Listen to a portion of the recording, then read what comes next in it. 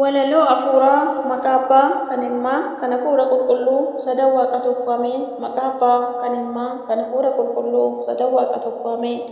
Maqaa abbaa kan ilmaa kan hafuura qulqulluu sadan waaqa tokkotti ni amanna ameen. Jaallatamtootaa fi kabajamtoota maatii Waaqayyoo bakka iddoo isin jirtan hundumatti nagaa fi jaalalli Kiristoos isiniif haa baay'atu. Akkam jirtu nagaa keessanii? Annagaa kooti galata Waaqayyoo akkasuma hordoftoonni chaanaaliin laliyyatu nageenyi Waaqayyoo bakka isin jirtan hundumatti isiniif haa ta'u. Akkam jirtu nagaa keessanii? Annagaa kooti galata Waaqayyoo. Har'a mooyyoo fedhaaf jaalala Waaqayyoo ta'e mata duree walalootiin dhufeen jira. Mata duree walaloo kootiis mata duree akka jedhudha. Akkam raajii dharee mata duree jedhudha. Waaqayyo hunduma keenya wajjiniin haa ta'u ameen. Akkam raajii dharee. Akkam raajii dharee hojii waaqa keenya aangoo isaa nuuf kenne kunoo ta'u nageenya.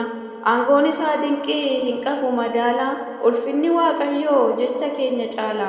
Ulfinni Waaqayyoo jecha keenya caala. Akkam nama dhibaa danuudha raajiinsaa waa'een isaa dinqiidha nama dhiba kansa.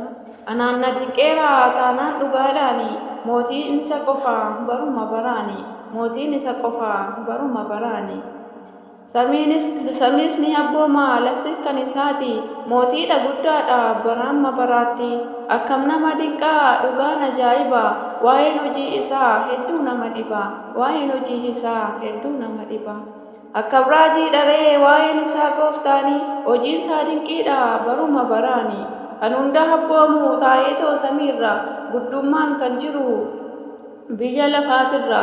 Guddummaan kan jiru biyya lafaatirra. Kan kallattii hundaan galataan durfamu uumamtoota isaan isa waaqeffamu.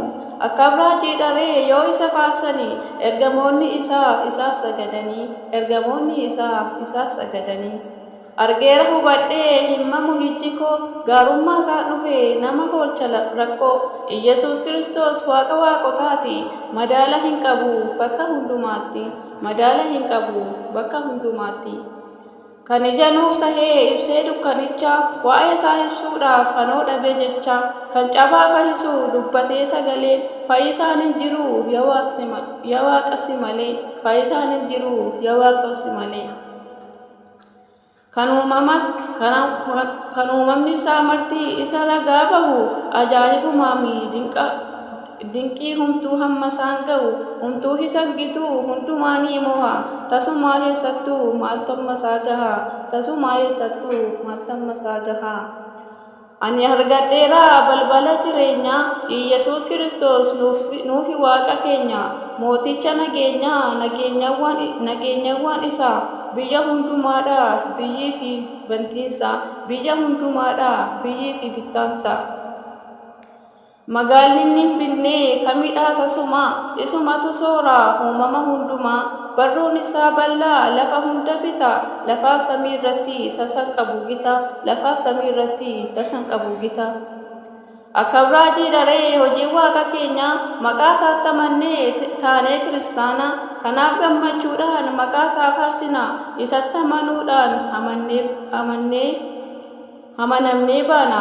Isatti amanuudhaan amanamnee baana. Anaan na dinqeeraa waa'een isaa baay'isee ijoollee haddaa hundaa isatu fayyisee. Lallabee wadheeraa ijji nuuf banamee barruu isaarraa kanneen nuuf kenname. Barruu isaa irraa kanneen nuuf kenname. Ameen galanni Waaqayyoof deessuu haadha isaaf uffata fannoo isaaf haa ta'u hanga bara baraatti ameen.